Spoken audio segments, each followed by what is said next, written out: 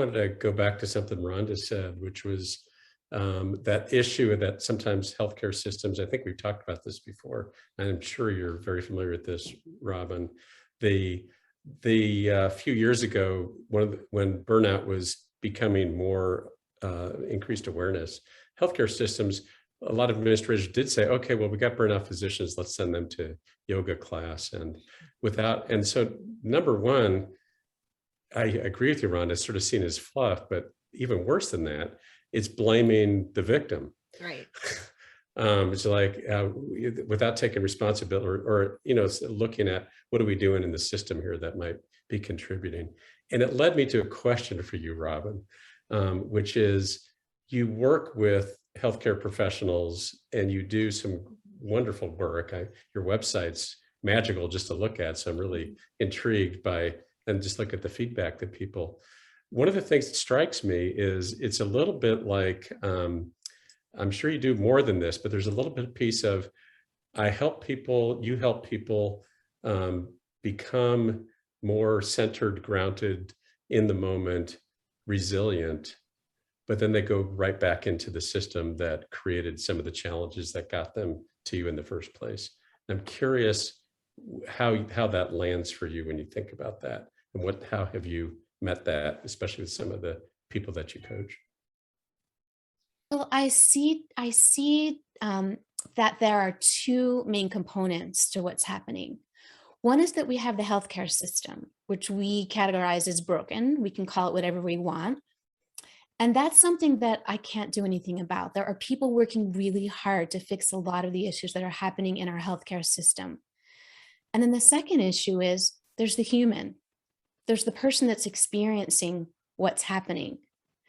And that individual can choose to just succumb to whatever they're experiencing every day, or they can learn how to feel about it differently and to be the calmest, healthiest, happiest versions of themselves, independent of what's happening during the healthcare system, independent of they're missing their flight when they get to the airport, independent of somebody cutting them off when they're driving, independent of getting bad news from a family member or a friend, independent of hearing what's going on in another country. So life is happening all of the time, whether it's related to our work, whether it's related to everything else that we experienced, but we can learn to be with things in a very different way. And it doesn't mean that we don't care. It doesn't mean that it's not bad. It doesn't mean it doesn't hurt. It just means that we can be in a healthier place while all this is happening.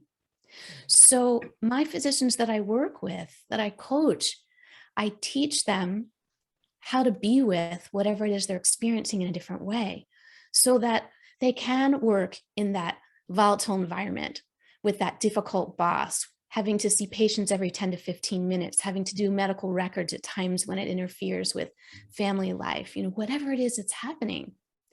But they can be with it in a much better way, a much happier way. And docs have said to me, I didn't leave my job because of you. I didn't leave my marriage because of you. My kids think I'm awesome now because of you.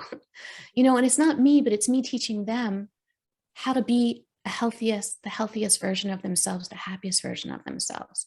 So I see it, as two separate things, and we can do nothing and just let all of this keep happening, or we can kind of find a way to be with it in a different way, if that makes sense. Yeah, I like the way you put that. That's great. Yeah. Beautifully stated. It's kind of like, you wouldn't attempt to run a marathon or even a 5K race. You train.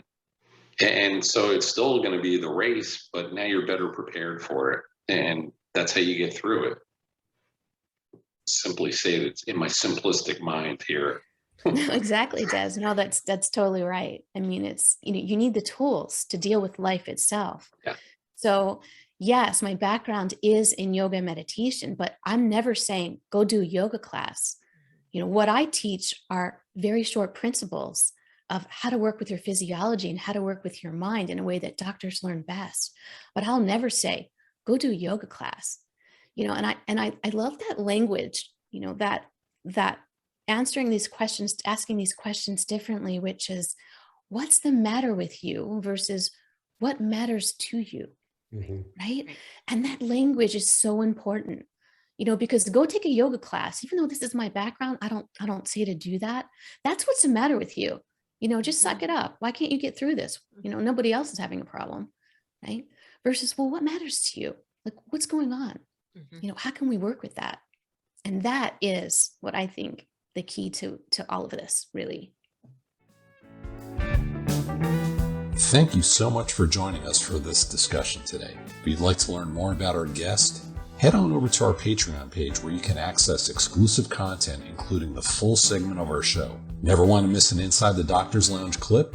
Be sure to click the subscribe button to our MD Coaches YouTube channel. As always, we appreciate suggestions for future show topics.